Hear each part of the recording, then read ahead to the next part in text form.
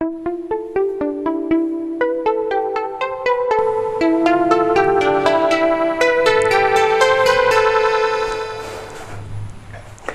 Everyone, आपका स्वागत है अवधेश मिश्रा नीट चैनल में।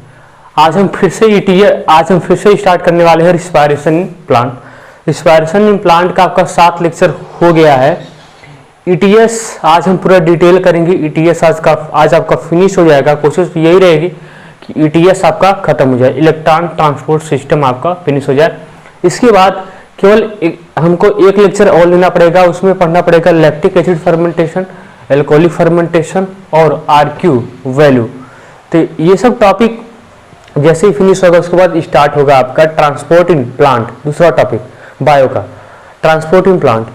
तो आज स्टार्ट करेंगे ईटीएस। देखो ईटीएस को ध्यान से समझना। फिर सब कह रहे हैं कि एनसीईआरटी साथ में लेके बैठो, एनसीईआरटी से एक पॉइंट को मैच करना, कहाँ कहाँ क्या क्या एनसीईआरटी में दिया हुआ, क्या क्या एनसीईआरटी कि मेन पॉइंट है उसको हम बोलेंगे यहाँ पे और उसको नोट डाउन करना। ठीक है, उसको मेमोराइज करने की कोशिश करना, क्योंकि एनसीईआरटी से ही आपका सब कुछ क्वेश्चन आने हैं नीट एग्जाम में। ये तय मान लो, नीट एग्जाम में सारे के सारे क्वेश्चन कहाँ से आते हैं? एनसीईआरटी से आते हैं। ठीक, इसलिए ध्यान से चीज़ों को एनालाइज करना, उसके बारे में सोचना। तो स्टार्ट करते हैं ETS, electron transport system. ETS का फुल फॉर्म क्या होता है? Electron transport system. क्या होता है? इलेक्ट्रॉन ट्रांसपोर्ट सिस्टम होता है। ईटीएस का फुल फॉर्म होता है इलेक्ट्रॉन ट्रांसपोर्ट सिस्टम। ईटीएस का देखो, ईटीएस का लोकेशन सबसे जरूरी जानना है। ईटीएस का लोकेशन कहाँ होता है? ये सब सारी बातें हो चुकी हैं। इसका लोकेशन होता है कहाँ? माइटोकॉन्ड्रिया के इनर मेम्ब्रेन में। कहाँ होता है? माइटोकॉन्ड्रिया के इनर मेम्ब्रेन में। ये इंपॉर्टेंट है, याद रखना, इनर मेम्ब्रेन में। ये इंपॉर्टेंट लोकेशन इंपॉर्टेंट होता है। किसी का भी लोकेशन हो वो इंपॉर्टेंट होता है। जैसे ग्लाइकोलिसिस का लोकेशन साइटोप्लाज्म में, क्रेब्स साइकिल का लोकेशन माइटोकॉन्ड्रिया के मैट्रिक्स में आया। लिंक रिएक्शन माइटोकॉन्ड्रिया के मैट्रिक्स में, लिंक रिएक्शन माइटोकॉन्ड्रिया के मैट्रिक्स में, क्रेब्स साइकिल माइटोकॉन्ड्रिया के मैट्रिक्स में। सभी का लोकेशन इंपॉर्टेंट होता है, याद रखना, लोकेशन सभी का इंपॉर्टेंट होता है। इसलिए लोकेशन से भाग नहीं सकते। ईटीएस देखो, ईटीएस अब ले देखो पीछे क्या हो रहा था। पीछे हो रहा था कि सभी देखो ईटीएस का काम क्या है? इलेक्ट्रॉन ट्रांसपोर्ट सिस्टम का काम क्या होता है? तो ईटीएस का काम होता है एनएडीएच को ऑक्सीडाइज करता है। क्या करता है? एनएडीएच को ऑक्सीडाइज करता है। क्या करता है? एनएडीएच को ऑक्सीडाइज करता है। तो ईटीएस करता क्या है? एनएडीएच को ऑक्सीडाइज करता है। क्या करता है? एनएडीएच को ऑक्सीडाइज, और एफएडीएच को भी ऑक्सीडाइज करता है। एफएडीएच को भी ऑक्सीडाइज करता है। ऑक्सीडेशन का मतलब होता है लॉस ऑफ इलेक्ट्रॉन। क्या होता है? लॉस ऑफ इलेक्ट्रॉन या रिमूवल ऑफ हाइड्रोजन। देखो यहाँ से हाइड्रोजन हटा है कि नहीं, इसलिए NAD प्लस बना है। यहाँ से हाइड्रोजन हटा है कि नहीं, इसलिए FAD प्लस बना है। तो ईटीएस का मेन रोल यही होता है। ईटीएस का मेन रोल क्या होता है? यही होता है कि NADH को ऑक्सीडाइज करता है, FADH को ऑक्सीडाइज करता है।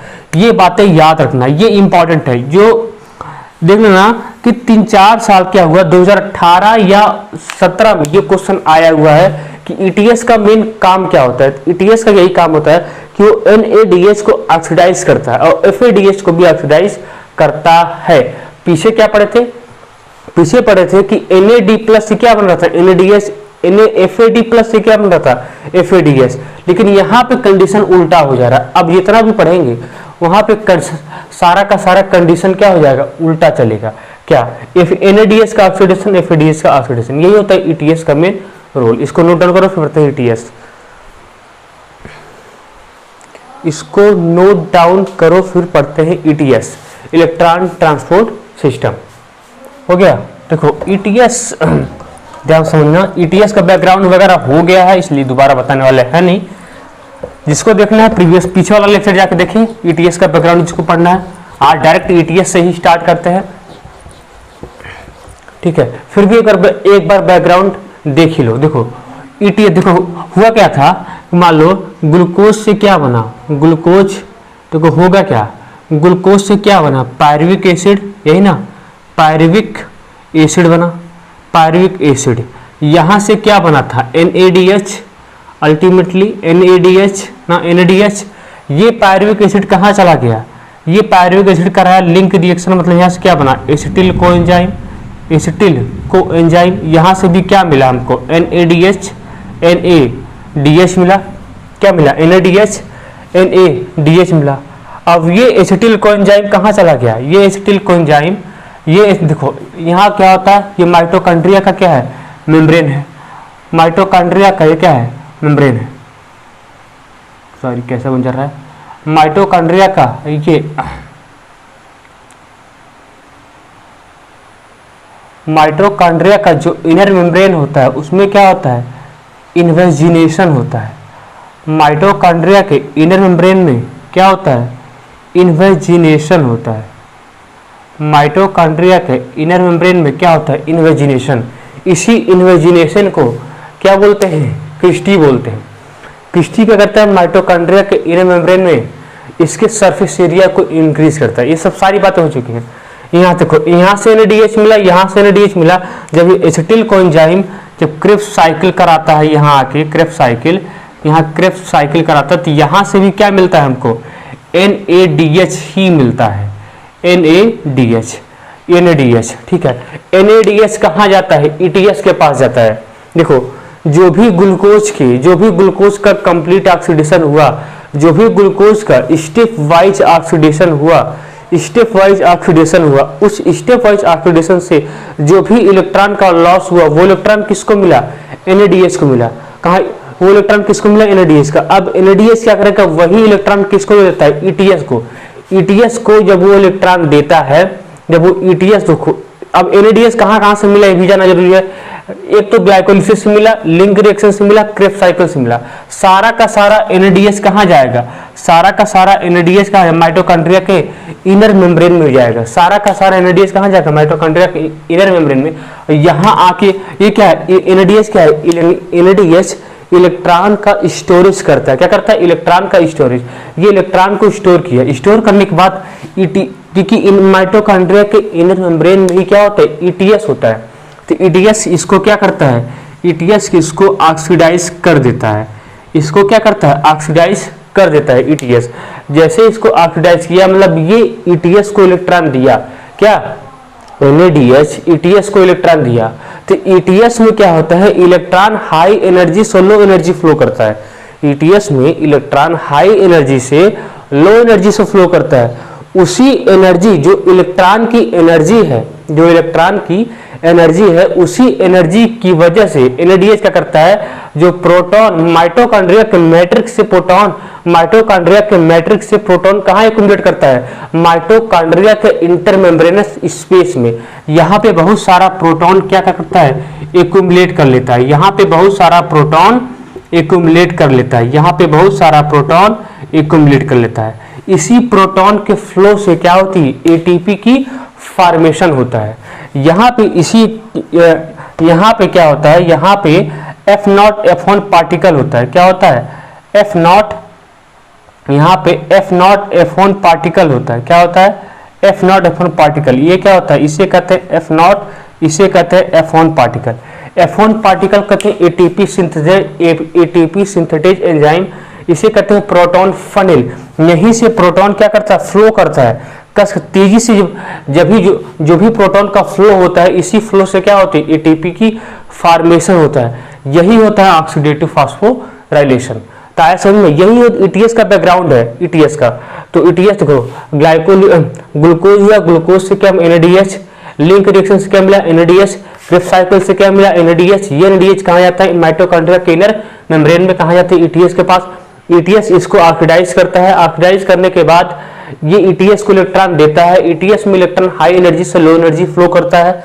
जब हाई एनर्जी से लो एनर्जी फ्लो करता है तो उसी एनर्जी की सहायता से NaDH क्या करता है कि माइटोकॉन्ड्रिया के इंटरमेम्ब्रेनस स्पेस में प्रोटॉन को एक्युमुलेट कर लेता है। जैसे प्रोटॉन को एक्युमुलेट किया, जैसे ही प्रोटॉन को यहाँ पे इकट्ठा किया, इसी प्रोटॉन के फ्लो से क्या होती है ATP की फॉर्मेशन होती है।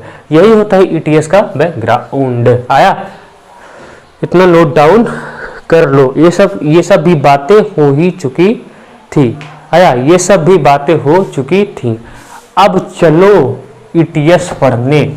कहाँ चलो? ईटीएस पढ़ने। अब चलेंगे ईटीएस पढ़ने। ईटीएस के बारे में क्या क्या है ईटीएस, क्योंकि ईटीएस आज हमको फिनिश करना है। ईटीएस देखो, ईटीएस में 4 कॉम्प्लेक्सेस होते हैं। कौन कौन? कॉम्प्लेक्स 1 क्या होता है? ईटीएस में 4 कॉम्प्लेक्स होते हैं। कॉम्प्लेक्स 1, ठीक है, फिर क्या आता है? कॉम्प्लेक्स 2, ध्यान देना, कॉम्प्लेक्स 2, कॉम्प्लेक्स 2, फिर कॉम्प्लेक्स 3, कॉम्प्लेक्स 3, कॉम्प्लेक्स 3, फिर होता है कॉम्प्लेक्स 4, कॉम्प्लेक्स 4, कॉम्प्लेक्स 4, और सबसे लास्ट होता है कॉम्प्लेक्स 5, जो ईटीएस का पार्ट नहीं होता।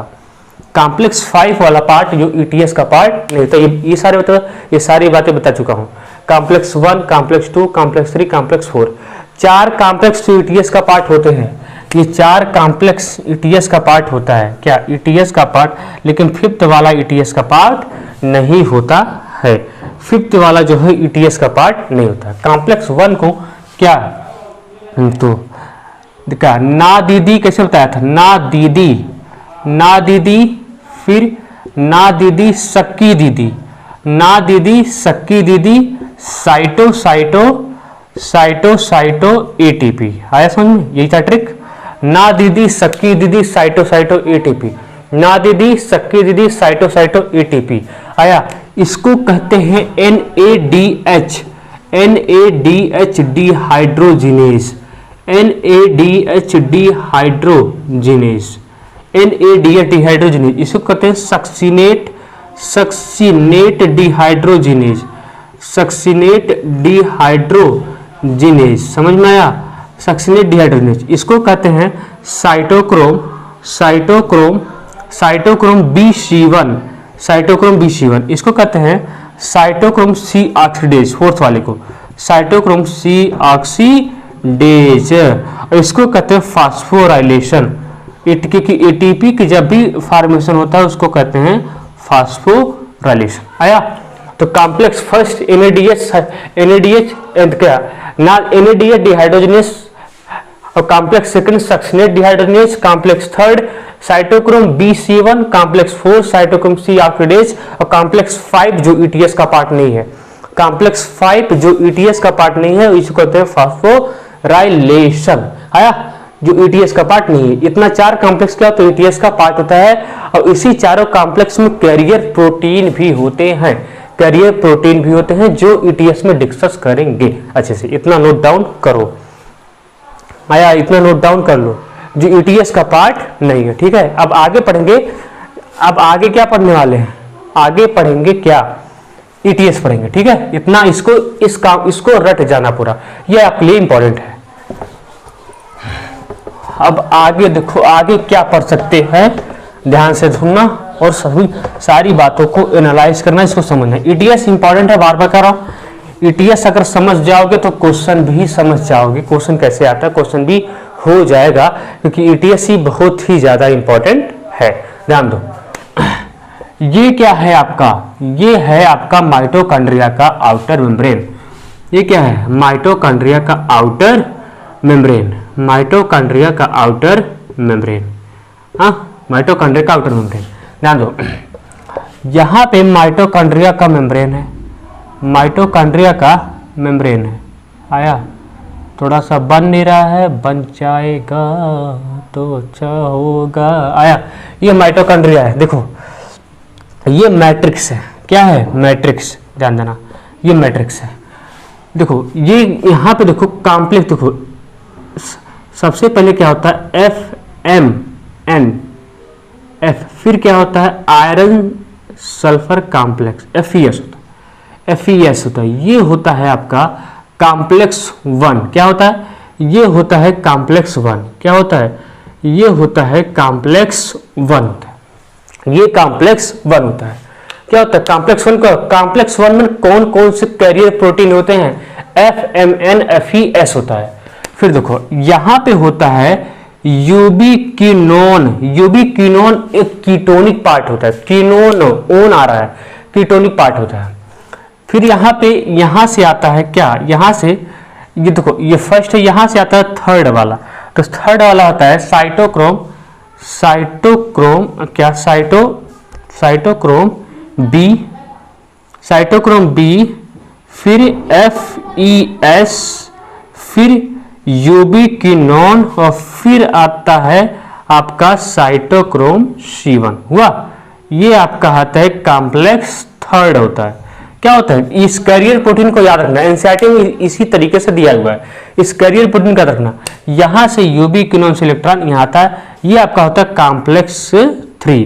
क्या होता है देखो कॉम्प्लेक्स 3, और यहाँ पे होता है कॉम्प्लेक्स सेकेंड। क्या होता है कॉम्प्लेक्स सेकेंड, यहाँ पे होता है, बना दे रहे हैं इसको भी। कॉम्प्लेक्स सेकेंड इस बीच में, मतलब फर्स्ट और थर्ड के बीच में क्या होता है कॉम्प्लेक्स सेकेंड होता है। फर्स्ट और थर्ड के बीच में कॉम्प्लेक्स सेकेंड होता है, ठीक है। यहाँ पे क्या होगा सक्सिनेट डिहाइड्रोजिनेज चाहिए होगा। कॉम्प्लेक्स सेकेंड का नाम क्या है सक्सिनेट डिहाइड्रोजिनेज। कॉम्प्लेक्स सेकेंड का क्या नाम है सक्सिनेट डिहाइड्रोजिनेज। देखो यहाँ पर, यहाँ कॉम्प्लेक्स सेकेंड यहाँ पे होगा क्या, यहाँ पे होता है FADH, FADH ऑक्सीडाइज होता है FAD प्लस में। इतना ध्यान देना, इतना ध्यान देना। यहाँ कॉम्प्लेक्स सेकेंड है। फिर आओ यहाँ पे आपका होता है, यहाँ पे क्या cytochrome C oxidase, C oxidase, cytochrome C oxidase. क्या होता है cytochrome C oxidase, cytochrome C oxidase. फिर यहाँ पे आता है कॉम्प्लेक्स 4, यहाँ से होता है साइटोक्रोम, साइटोक्रोम A, ऐसे लिखो साइटोक्रोम, साइटोक्रोम A, फिर साइटोक्रोम, साइटोक्रोम A3 आया। साइटोक्रोम A, साइटोक्रोम, थोड़ा सा सब लिखने में दिक्कत हो सकता है। साइटोक्रोम A, साइटोक्रोम A3, और यहां से फाइनली इलेक्ट्रॉन किसको मिलता है ऑक्सीजन को, किसको मिलता है ऑक्सीजन। अब इसको मैकेनिज्म को समझो थोड़ा, इसके मैकेनिज्म को ओवरऑल समझो। हाँ दिख रहा है, इसके मैकेनिज्म को थोड़ा ओवरऑल समझने की कोशिश करो, इसके मैकेनिज्म को थोड़ा सा समझने की कोशिश करो मैकेनिज्म को। देखो एक बार ध्यान दो, यहाँ पे थोड़ा दिखाई नहीं दे रहा होगा, तो यहाँ पे इसको थोड़ा सा एडजस्ट कर लेते हैं, थोड़ा सा एडजस्ट कर लेते हैं। यहाँ पे दिखाई नहीं दे रहा होगा तो इसको थोड़ा सा एडजस्ट करते हैं। क्या इसको यहाँ पे लिखो FMN, FMN FES, अब दिखाई दे रहा होगा FMN FES, ये कॉम्प्लेक्स 1 है, दिखाई दे रहा है FMN, हाँ ठीक है FMN, थोड़ा सा प्रॉब्लम ठीक है कर लेना FMN FES, देखो ठीक है। ये आपका होता है कॉम्प्लेक्स 4th वाला पार्ट। काम देखो एक बात सुनना, कॉम्प्लेक्स फर्स्ट और थर्ड के बीच में क्या होता है यूबिक्विनोन। कॉम्प्लेक्स फर्स्ट और थर्ड के बीच में क्या होता है यूबिक्विनोन, और कॉम्प्लेक्स थर्ड और फोर्थ के बीच में क्या होता है साइटोक्रोम C ऑक्सीडेज।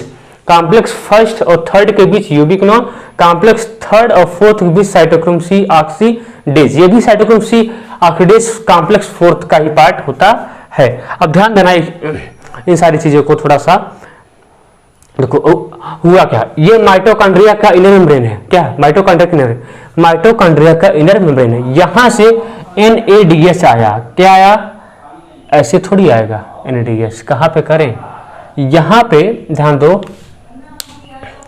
यहां पे कहां, यहां पे कहां, थोड़ा सा जगह हमको चाहिए बस, यहीं पे देख लो।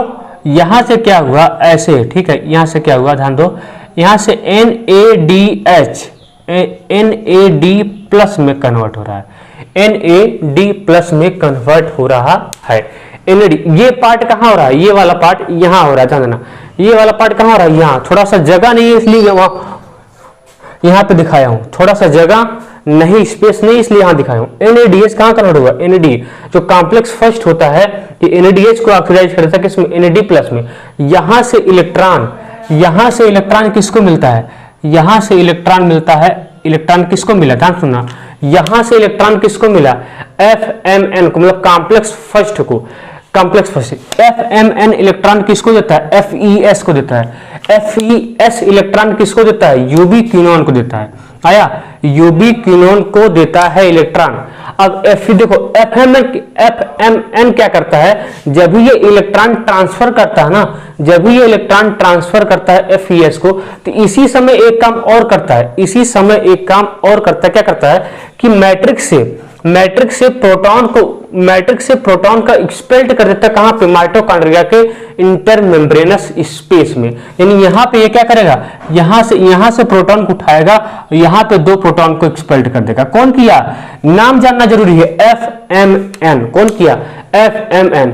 जब इलेक्ट्रॉन यूबी क्विनोन इसको ट्रांसफर करता है कॉम्प्लेक्स थर्ड को, तो यहां पे यूबी क्विनोन भी यही काम करता है, मैट्रिक्स प्रोटॉन को उठाएगा, कहां पे एक्सपेल्ड कर देगा, माइटोकॉन्ड्रिया के इंटरमेम्ब्रेनस स्पेस में। तो यानी यहां से भी प्रोटॉन को एक्सपेल्ड कर देगा यूबी क्विनोन, कहां, 2H+। थोड़ा सा स्पेस देखो, समझ जाओगे तो कुछ नहीं है, समझ गए तो कुछ भी नहीं है, क्या रखना, फिगर भी नहीं समझ, इसलिए समझ गए तो कुछ भी नहीं है, थोड़ा सा स्पेस नहीं, इसलिए हम दिखा नहीं पा रहे हैं सारी चीजों को अच्छे से, लेकिन अगर थोड़ा समझ जाओगे तो कुछ भी नहीं है। आया, तो ये भी यूबी क्विनोन क्या किया, प्रोटॉन को भी एक्सपेल्ड कर दिया, इसलिए समझने की कोशिश करो, प्रोटॉन को एक्सपेल्ड कर दिया। यहाँ पे देखो प्रोटॉन कौन कौन किया, FMN किया, यूबी क्विनोन किया। अब देखो जब ये कॉम्प्लेक्स आती, जब ये यूबी क्विनोन किसको इलेक्ट्रॉन देता है, इसको देता है, कॉम्प्लेक्स थर्ड को देता है, इसको इलेक्ट्रॉन दिया, इसको भी इलेक्ट्रॉन दिया, इसको इलेक्ट्रॉन दिया। जब यूबी क्विनोन यहाँ पे इलेक्ट्रॉन साइटोक्रोम C1 को देता है, फिर से वही काम करता है कि माइटोकॉन्ड्रिया के मैट्रिक्स से प्रोटॉन को उठा कहां डाल देगा, माइटोकॉन्ड्रिया के इंटरमेम्ब्रेनस स्पेस में, बार बोल रहा हूं, इंटरमेम्ब्रेनस स्पेस में उठा के प्रोटॉन को डाल देता है। किसी ने पूछा था कमेंट करके, किसी ने कमेंट किया था कि प्रोटॉन जो कॉम्प्लेक्स फोर्थ वाला है, क्या है, कॉम्प्लेक्स फोर्थ वाला है, पहले रुको, पहले ध्यान सुनो, यहां से इलेक्ट्रॉन यहां आया, फिर क्या हुआ, फिर यहां से इलेक्ट्रॉन कहां आया, यहां फोर्थ वाले कॉम्प्लेक्स पास, यहां फोर्थ वाला कॉम्प्लेक्स किसको इलेक्ट्रॉन दिया, यहां पे केवल इलेक्ट्रॉन का फ्लो होता है। साइटोक्रोम C ऑक्सीडेज क्या होता है, मोबाइल इलेक्ट्रॉन कैरियर होता है, केवल इलेक्ट्रॉन का ही कैरियर होता है, प्रोटॉन का कैरियर नहीं होता। किसी ने पूछा था कि साइटोक्रोम C ऑक्सीडेज मतलब कॉम्प्लेक्स 4 प्रोटॉन का एक्सपेल्शन क्यों नहीं करता, क्यों नहीं प्रोटॉन को एक्सपेल्ड करता माइटोकॉन्ड्रिया के मैट्रिक्स से इंटरमेम्ब्रेनस स्पेस में, इसलिए नहीं करता क्योंकि यहां पे कॉपर पाया जाता है। क्या पाया जाता है, कॉपर। यहां पे कॉपर कैरियर प्रोटीन के रूप में पाया, जो कॉपर ओनली किसको अलाउ करता है, इलेक्ट्रॉन को ही अलाउ करता है, प्रोटॉन को अलाउ नहीं करता। वो केवल प्रोटॉन इलेक्ट्रॉन का ही इलेक्ट्रॉन का ही ट्रांसपोर्टेशन करता है, प्रोटॉन का ट्रांसपोर्टेशन नहीं करता। यह बात याद रखना। कौन कौन प्रोटॉन का किया, FMN किया, यूबी क्विनोन किया, यहां से यूबी क्विनोन किया आया, और कोई प्रोटॉन का ट्रांसफर किया भी नहीं, केवल 3 ही लोग प्रोटॉन का ट्रांसफर किए। यहां से फिर इलेक्ट्रॉन किसको मिला, साइटोक्रोम A से इसको दिया, फिर कॉम्प्लेक्स फोर्थ वाले इलेक्ट्रॉन किसको देता है, ऑक्सीजन को। और ऑक्सीजन फाइनल इलेक्ट्रॉन एक्सेप्टर कौन होता है, ऑक्सीजन। ये भी एग्जाम क्वेश्चन आता है कि टर्मिनल इलेक्ट्रॉन एक्सेप्टर कौन होता है, ऑक्सीजन। यहाँ पे कॉपर होता है, यहाँ पे कॉपर होता है। टर्मिनल इलेक्ट्रॉन एक्सेप्टर कौन होता है, ऑक्सीजन होता है। ऑक्सीजन क्या करता है, वाटर से रिएक्ट करके यहाँ पे यहां से प्रोटॉन से रिएक्ट करके यहां से H2O बना लेता है, H2O बना लेता है। उम्मीद करता हूं समझ में जरूर आया होगा, ठीक है, समझ में जरूर आया होगा। तो यहां पे फिर से देख लो, माइटोकॉन्ड्रिया से NADH ETS NADH को ऑक्सीडाइज किया NAD+ में, तो ये इलेक्ट्रॉन किसको दिया, FMN को। FMN किसको इलेक्ट्रॉन दिया, FES को। FMN इसी समय क्या करता है, माइटोकॉन्ड्रिया के मैट्रिक्स से प्रोटॉन को कहां ठेल देता है, माइटोकॉन्ड्रिया के इंटरमेम्ब्रेनस स्पेस में। फिर यहां से इलेक्ट्रॉन कहां आता है, यूबी क्विनोन के पास आता है। यूबी क्विनोन किसको इलेक्ट्रॉन देता है, कॉम्प्लेक्स थर्ड वाले को। लेकिन इलेक्ट्रॉन देने से पहले एक काम और करता है, तो ये भी करता है, माइटोकॉन्ड्रिया के मैट्रिक्स से इलेक्ट्रॉन कहां देता है, इंटरमेम्ब्रेनस प्रोटॉन, इंटरमेम्ब्रेनस स्पेस से प्रोटॉन कहां जाता है, माइटोकॉन्ड्रिया के इंटरमेम्ब्रेनस स्पेस में। फिर यहां कॉम्प्लेक्स थर्ड में इलेक्ट्रॉन आया, साइटोक्रोम B, फिर आयरन सल्फर कॉम्प्लेक्स, फिर यूबी क्विनोन। यूबी क्विनोन जैसे इलेक्ट्रॉन ट्रांसफर करता है साइटोक्रोम C1 को, फिर वही काम करता है, यहां से प्रोटॉन को उठाकर कहां डाल देता है, माइटोकॉन्ड्रिया के इंटरमेम्ब्रेनस स्पेस में। फिर यहां इलेक्ट्रॉन ट्रांसपोर्ट होता है साइटोक्रोम C ऑक्सीडेज में। साइटोक्रोम ओनली होता है मोबाइल इलेक्ट्रॉन कैरियर, जो केवल इलेक्ट्रॉन को ही अलाउ करता है, प्रोटॉन को अलाउ नहीं करता। क्यों नहीं करता, क्योंकि यहाँ पे क्यों नहीं करता है, क्योंकि यहाँ पे कॉपर होता है, कॉपर ओनली फॉर इलेक्ट्रॉन को अलाउ करता है, प्रोटॉन को अलाउ नहीं करता। आया, फिर से यहाँ कॉम्प्लेक्स फोर्स को इलेक्ट्रॉन दिया, साइटोक्रोम B, साइटोक्रोम E3, और फाइनली इलेक्ट्रॉन किसको मिल गया, फाइनली इलेक्ट्रॉन मिल गया ऑक्सीजन को। अब ऑक्सीजन क्या किया, हाइड्रोजन से रिएक्ट करके H2O का फॉर्मेशन कर लिया। आया, इतना समझ में आया होगा।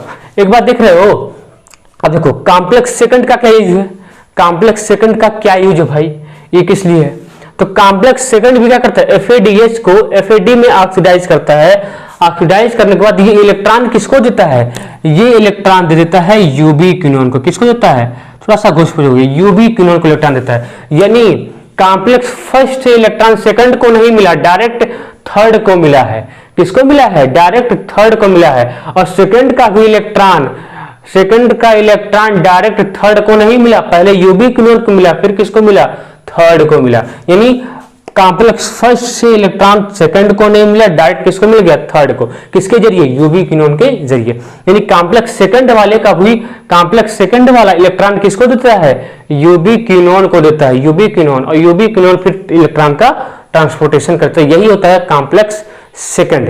कॉम्प्लेक्स सेकंड का यही काम होता है कि इलेक्ट्रॉन किसको दे देगा, यूबी क्विनोन को, फिर से यूबी क्विनोन इसको इलेक्ट्रॉन देगा, फिर ऐसे ट्रांसपोर्टेशन होता रहेगा। देखो अब यहाँ पे 3 ही प्रोटॉन क्यों एक्सपेल्ड हुए, ये देखो, जब भी ध्यान दो, यहाँ पे क्या होता है, यहाँ पे ध्यान दो, यहाँ पे देखो, यहाँ पे कुछ स्पेशल होने वाला है। देखो ये होता है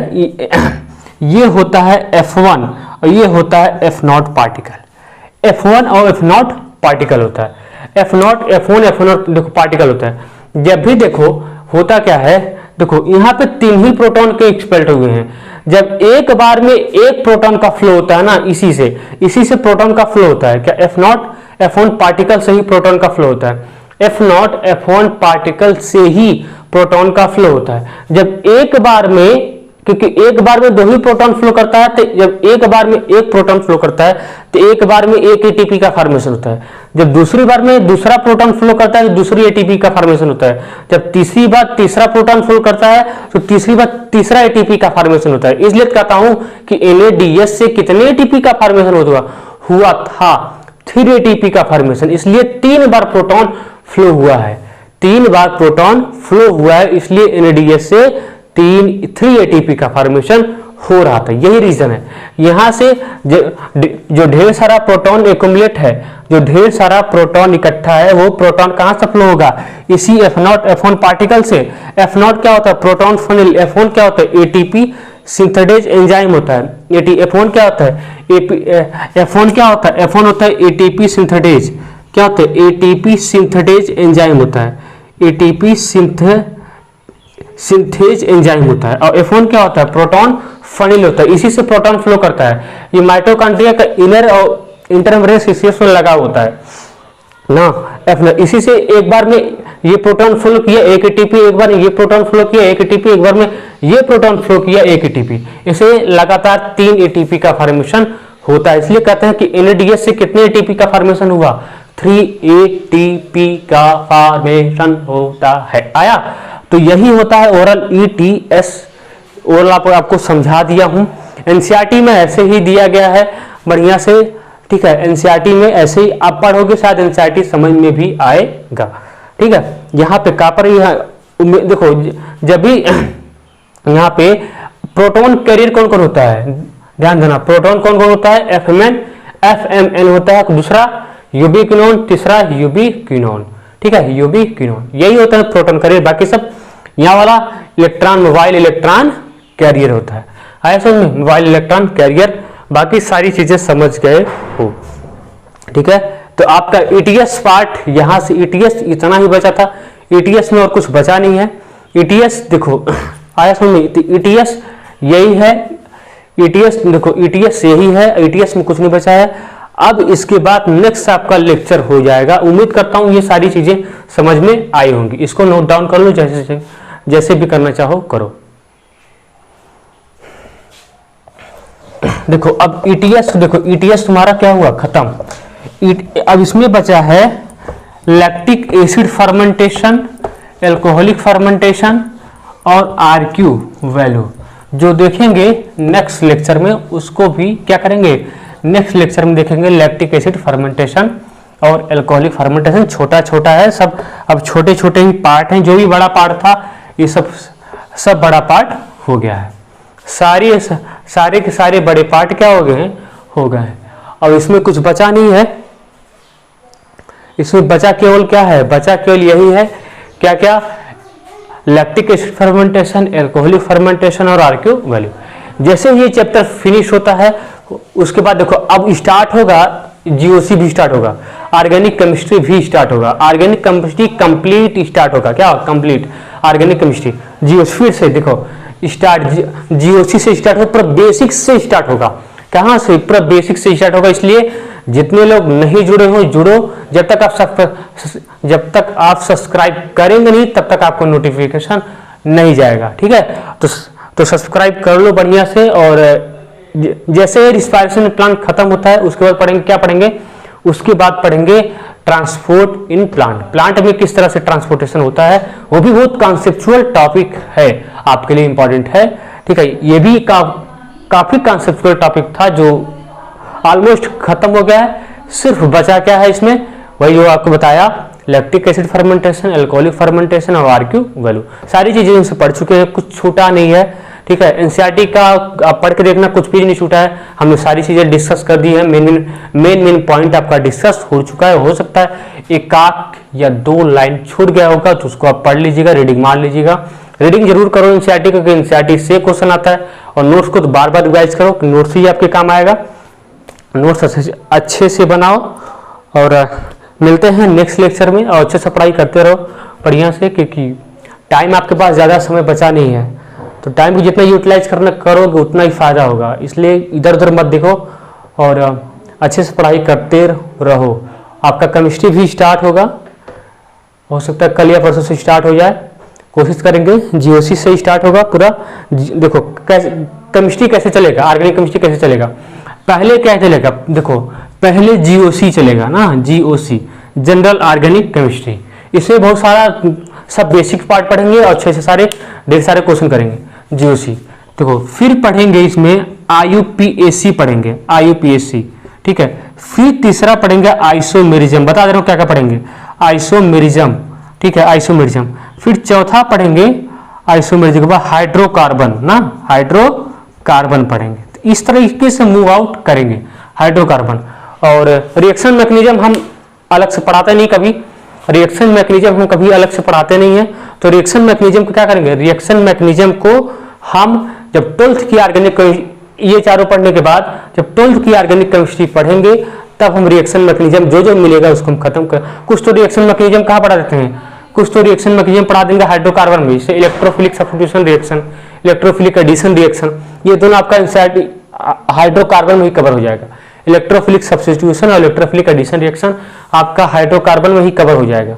आया, तो यही चार पढ़ने के बाद फिर मूव आउट करेंगे 12th के एनसीईआरटी, 12th के चैप्टर के पास। ये आपका ऑलमोस्ट ये आपका चारों ऑलमोस्ट दिसंबर तक हम खत्म कर देंगे, दिसंबर तक हम खत्म कर देंगे, याद रखना दिसंबर तक, इससे ऊपर नहीं जाएगा, दिसंबर तक ही। इसलिए जल्दी से स्टार्ट करेंगे, इसलिए जल्दी से जुड़ो, तुम्हारा ही फायदा होगा। ऑर्गेनिक केमिस्ट्री पढ़ो अच्छे से, जिसका वीक होगा उसका हम दावा करते हैं आपका स्ट्रांग हो जाएगा। नीट में जितना भी क्वेश्चन आता है आसानी से कर जाओगे।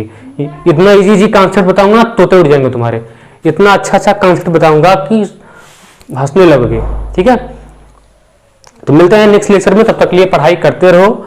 और ओके, थैंक यू लेक्चर देखने के लिए, तब तक के लिए पढ़ाई करते रहो। All the very best.